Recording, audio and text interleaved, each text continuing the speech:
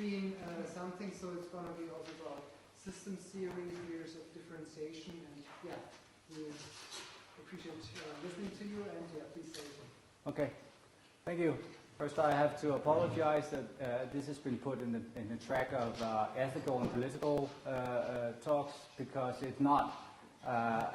My abstract did indicate some uses for that, but as I wrote the paper, it didn't go that way at all. It belongs rather to a lot of the talks that we've heard today and the talks we heard yesterday.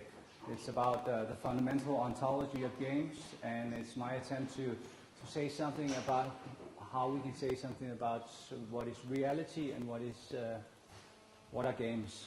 So I'm starting with my points because my PowerPoint got so extensive, so I'm not sure I'll get to the end before the time runs out. So at least you'll have my points before the talk runs out.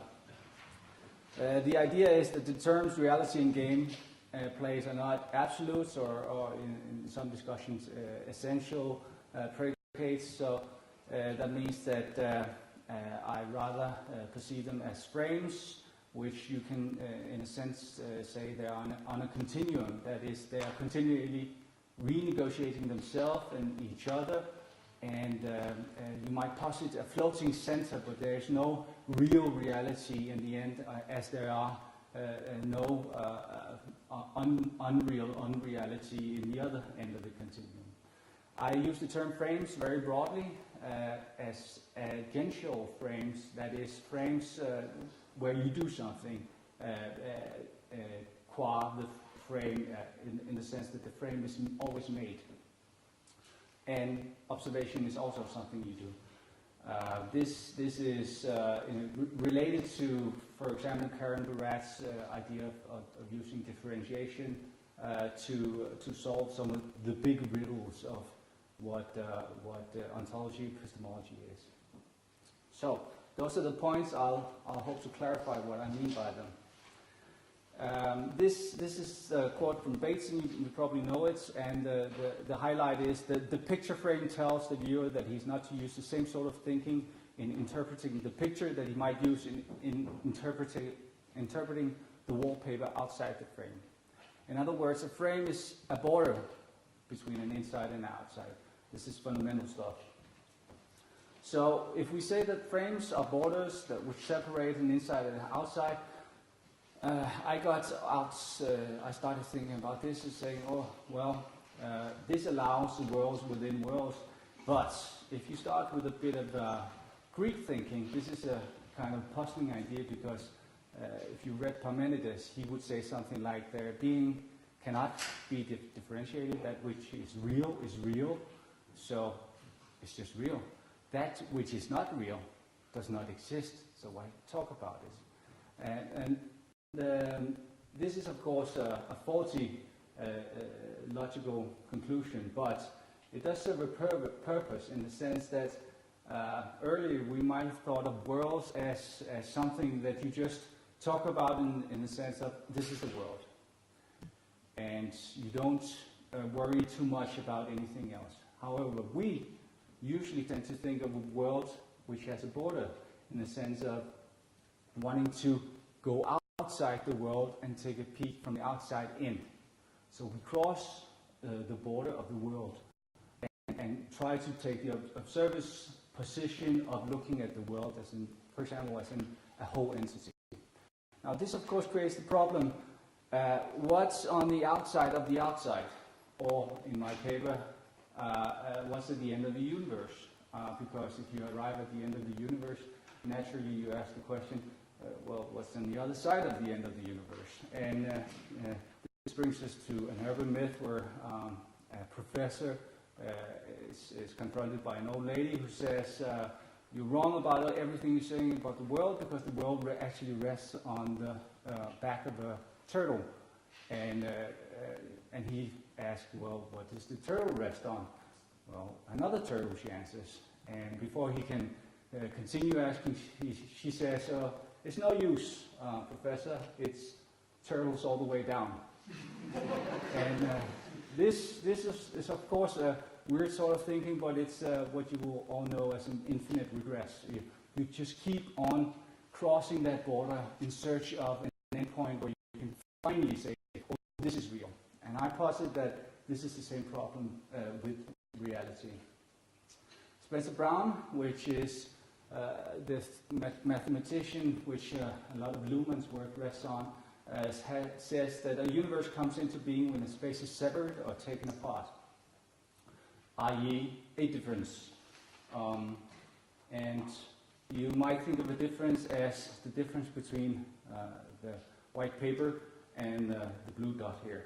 But what is odd about a difference is that this difference with the white and blue dot is exactly the same difference as this difference. Blue paper with a white dot on it, which is odd because we can tell the difference between the white and the blue, but if you were a turtle crawling on the surface, crossing the border would simply mean a change of state. The turtle crossing the border, scanning the area underneath it, wouldn't have an idea of white or blue, it would just have a sense of crossing a state. So, instead of talking about differences as we, this is outside and inside, this is to point out that we can arbitrarily, mathematicians know this, we can arbitrarily just define ourselves as being outside. We have a natural tendency to say that which is enclosed is inside. We can just step into the circle and say, I'm outside. We have a normal tendency to think of a difference as a difference in terms of two things. There's a difference between the two end circles down here, say the difference between this and that is so and so and so. Well, if you take a differential point of view, this is not a difference, or rather, this is only a way of negotiating a difference. And this brings us to the differential model, which I, instead of trying to explain it like this, I will just show you a brief clip, which takes 1.5 minutes of something rather incredible. This week's People magazine profiles a California teenager who does some remarkable things despite his disability. This is something you just might have to see to believe. CBS News correspondent John Blackstone reports. In a pillow fight, 14-year-old Ben Underwood can deliver a dead-on shot. When a video game is going, his fingers fly. On his skates, he's fearless.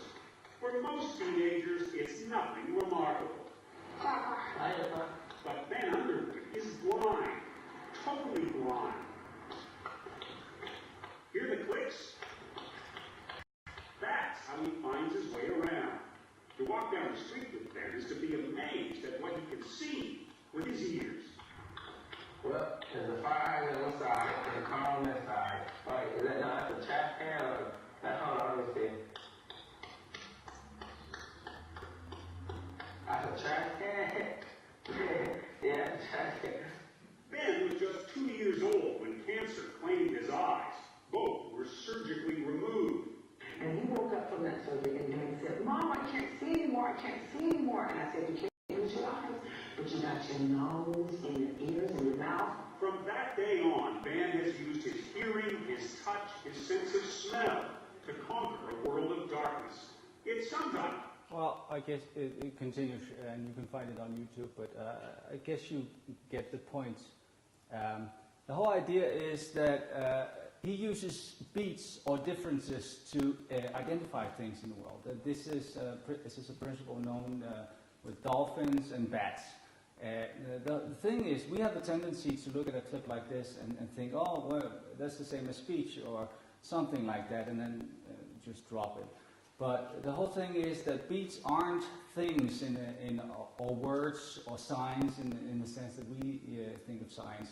The beats are the lines radiating out from these circles. And if you carefully study the circles, you will see that the purple and the black circles, they're all full circles.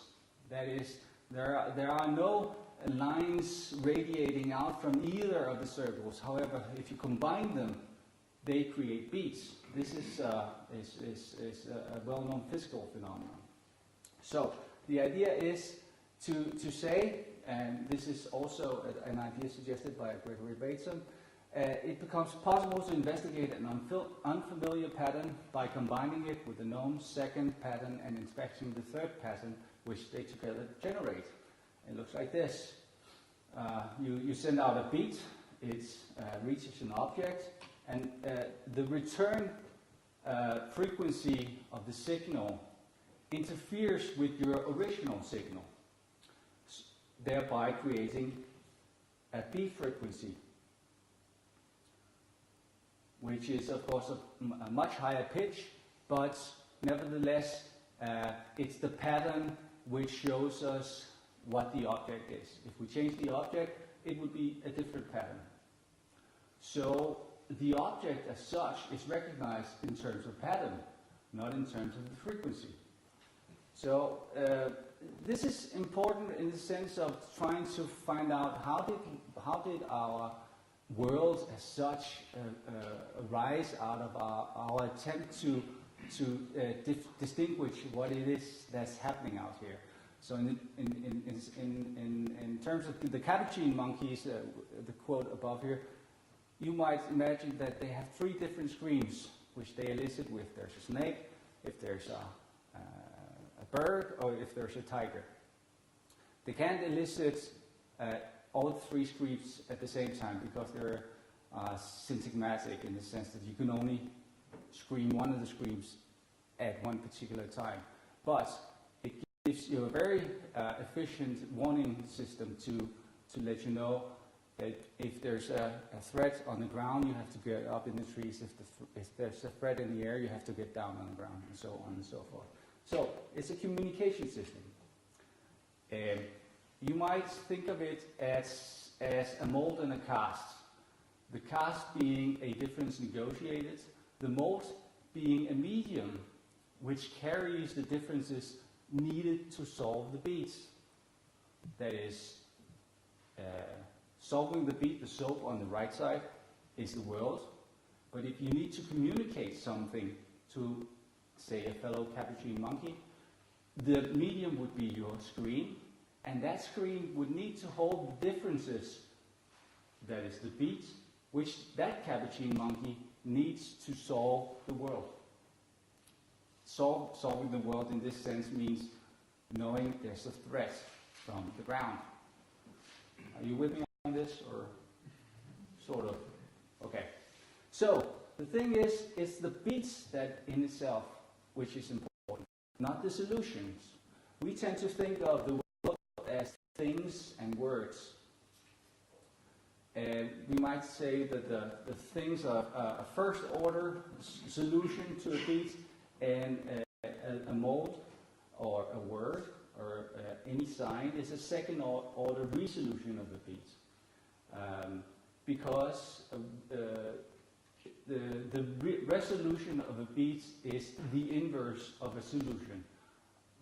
In other words, you have to send it backwards. The beat you have to send it backwards for anybody else, to a fellow communicator, to know to solve it the right way around. This is a breakdown. So you break down your screen, and what do you find? You find the medium. The example above was a soap on one hand and a mold on the other hand. So you tend to say, well, there's a cat on one hand, and then there's a mold or a sign or whatever on the other hand. And these two things we need to correspond. And this is the correspondence problem. The only problem with that is that these are two first order things. They're both things. And in order to see the cat on your left side, you would need to have the breakdown of the sign. That is, you need to say, oh, well, the sign is not the meaning. The sign is simply the sound waves, which we then interpret, and then they become meaning. Okay?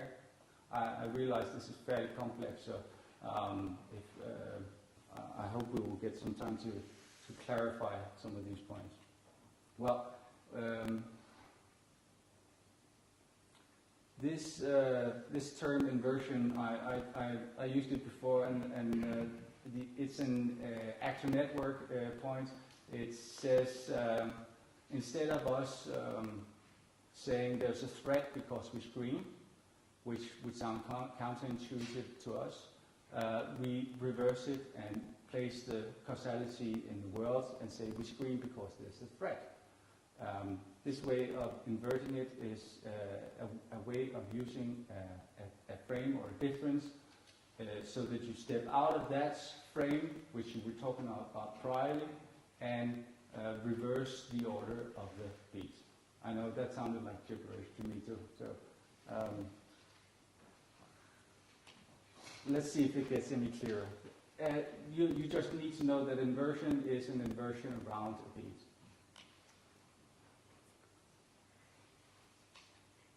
So, those two terms together, thank you, creates what Spencer Brown calls a re-entry. And a re-entry is first a breakdown and then an inversion. And what we can use that for is to create frames within frames within frames. We can do this indefinitely. And you know this, what we do first is we break down one frame within another, and then we invert it. We could do it the other way around and start with an inversion and then break it down. So by using the term of re-entry, we get an answer to what is at the end of the universe. Well, the end of the universe is a border which you point to from the insides. That is, if we on the former here, if we say we are the third order world, we need a way to point to ourselves. So we pretend that we are like second order to third order. And by extension, that means that we can go through the fourth order to point to ourselves. So these are the points again. Reality and games are not absolutes, they're frames on a continuum, continually renegotiating themselves and each other in relation to a floating center. Well, here are some examples. We can have a subframe. So a subframe would be, for example, classes within a university. That's a subframe within the frame of university. We can have couplings. So we could have frames which work together but are partially overlapping. For example, two sorts of professional identities which I together embody in terms of being a teacher or being a ski instructor or whatever. We can have submissions which are literally breakdowns. And breakdowns is a frame interposing on another frame saying, you're not real, I'm real. One way of doing that is, for example, with the sign breakdown and saying, signs are make-believe or not real in the sense that I can say that they're really just sound waves. I can say they're really just signs. They're not anything in themselves. They need me. So I put myself in a higher order than the lower order that I break down. This creates the illusion that at one point you will find something which is the final reality. However, this is a floating center in the sense that you will always be able to break down the current frame that you're in. Goffman knows this when he differentiates between front stage and backstage. You're always capable of breaking down something. For example, this as a front stage and saying in your mind's eye, oh, but I'm really backstage, I'm observing myself, I'm observing your reaction. And while I just did that, you were sent into your own private backstages thinking, oh yeah, maybe this is a pretense, maybe this is a role, and you have to sort of renegotiate the frame of mind here. Am I really acting? Perhaps is this a role? However you perceive it, I have instantiated shifted a frame. So frames compete by breaking down each other, and you can see this in the ludology and the narratology debate. Whatever stance you want to take in different discourses, break each other down, which is, and realer, in this, as an adjective, is the latest frame which has managed to break down the former frame. And you can do this by subsuming another frame, or you can do it by compelling your own frame. By compelling your own frame, I mean something like if you see Civil War reenactments of the American Civil War, and you see one of the soldiers has got a electronic watch on, you say, you just ruined it for me. You could argue, however, that the frame was capable of negotiating that, but the things it would do to the frame for a Civil War setting to be able to explain why there was an electronic watch in the middle of a battle in 18-something would seriously injure the coherence of the frame. Breakdowns are always possible, as I said, which is another way of saying that this whole idea of what is real and what is game is rather our way of putting fourth order markers on which of the frames we would take more seriously than the others. And the way these frames play, you can tell by for example, on the left side here, we are capable of coupling frames within frames within frames within frames. We would not be able to carry the solution of, say, the sixth frame for very long, because it involves so much computation that you lose sight after the second or the third frame. But we are all capable of evoking the paradoxes of the Magritte picture and the Escher picture, because which frame engulfs which frame, both Escher and Magritte plays with frame breakdowns. And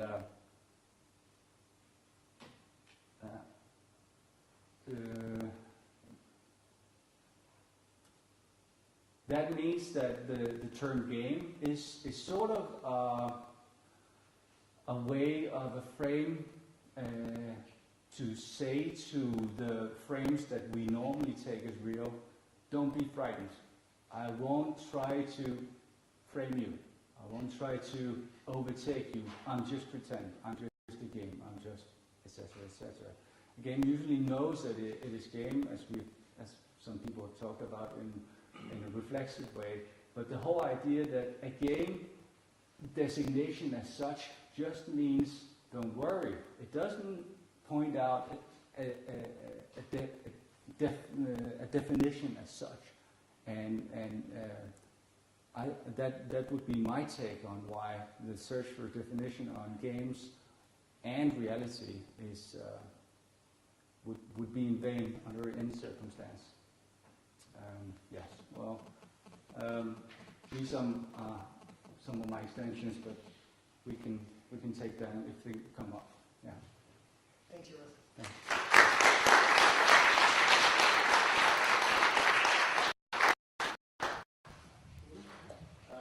One question, I'm not sure if it's game related.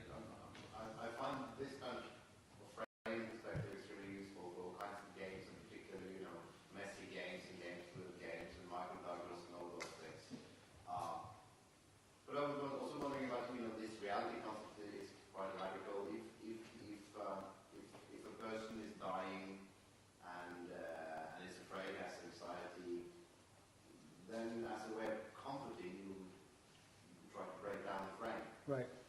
and which is often done, alleviating pain or fear by humor is a common way of breaking down the seriousness of something. But as you would very quickly notice, whenever somebody interferes with a frame, they also run the risk of being told off by somebody else who actually takes the frame very seriously and says, "Don't do that." Right. Right. Right.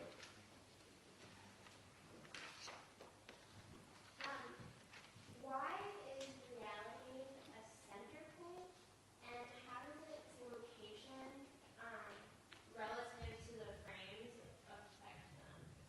Well, because frames are continually renegotiated, as I see them, in a sense that you're not actually engaged with all kinds of frames that you know all the time.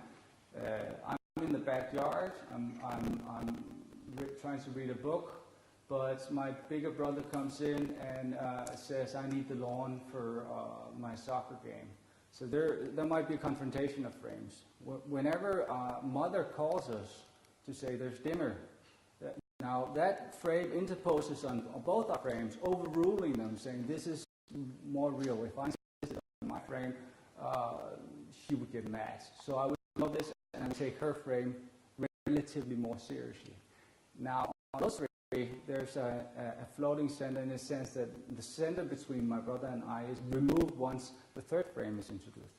If there was an accident out on the streets where 20 people got killed, the center would suddenly move to a completely fourth place because we would need to take that accident much more seriously than having dinner.